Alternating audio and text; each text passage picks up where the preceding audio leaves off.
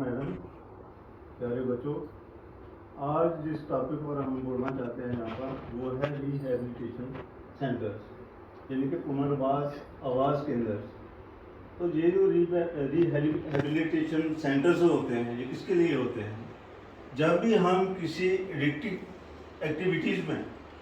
मुतला होते हैं, बिजी होते हैं, जैसे आजकल बहुत सा चलन चल रहा है जी अपना ड्रग्स का, नशे का, और भी बहुत सी ऐसी एक्टिविटीज होती हैं जो इलीगल होती हैं, जिनमें हम ऐसे उसको अपने आप को फंसा देते हैं कि उससे निकलना बाहर हो जाता है, हमें मुश्किल हो जाता है। तो इन सब चीज़ों को रिहेबिलिटेट करने के लिए हमारी सरकारों ने, भारत सरकार ने भी और हमारी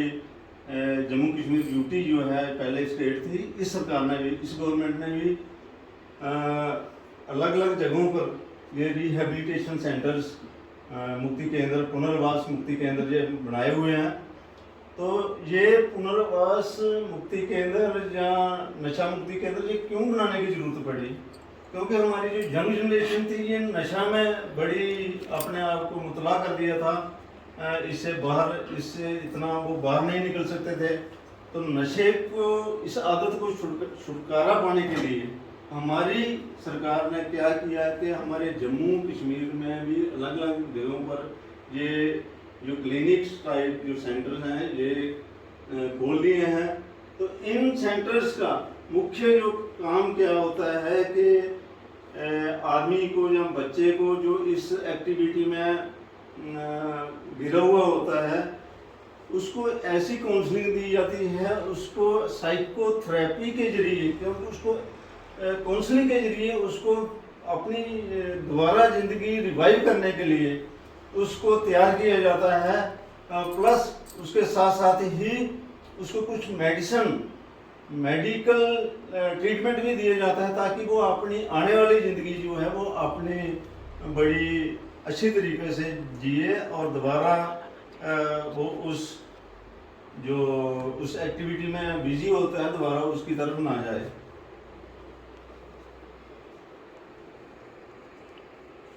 बस। और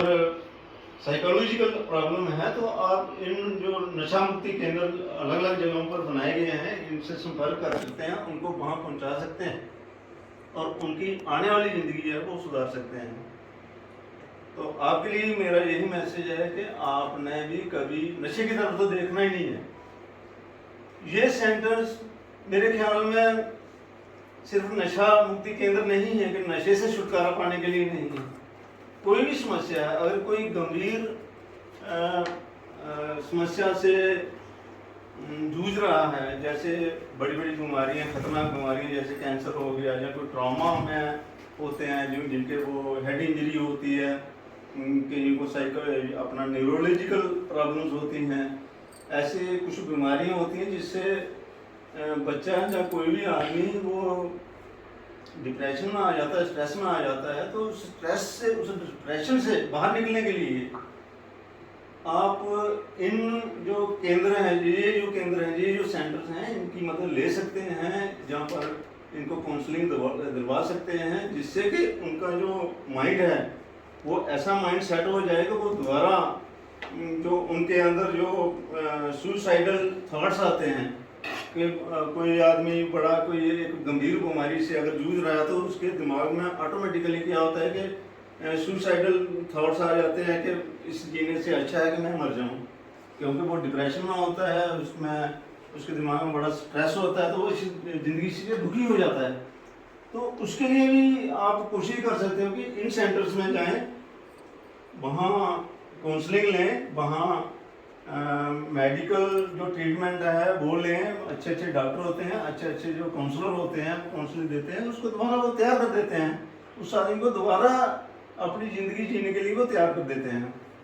तो इन चीज़ों का हमें बहुत फ़ायदा लेना चाहिए और ध्यान रखना चाहिए कि हमारे आसपास कोई आस पड़ोस, कोई मोहल्ले में, कोई रिश्तेदारों में, रिलेटिव में कोई अगर इन बीमारियों में कोई है या कोई अपना ये नशे में कोई बड़ा वो मुतला है, उसमें बिजी है, तो उसको आप ऐसी सलाह दे सकते हैं, उसे कम से कम वहाँ तक पहुँचा दें, आगे काम वो कर लेते हैं।